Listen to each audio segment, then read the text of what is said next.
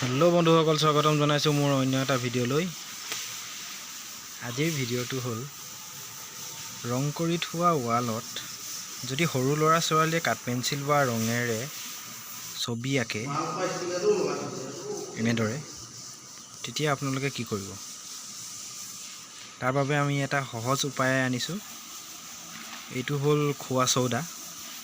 চৌদাখিনি প্ৰথমতে এনেদৰে বাতি এটাত পানীৰ লগত ভালদৰে গুলি ল'ব।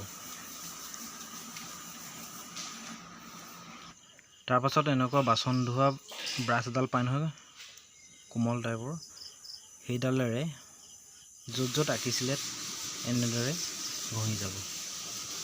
সহজতে আপোনাৰ কাঠ পেঞ্চিল বা ৰঙৰ দাগবিলাক আঁতৰি যাব। ভিডিঅ'টো ইমানেই আছিলে। ভাল লাগিলে লাইক কৰিব, শ্বেয়াৰ কৰিব আৰু কমেণ্ট কৰিব।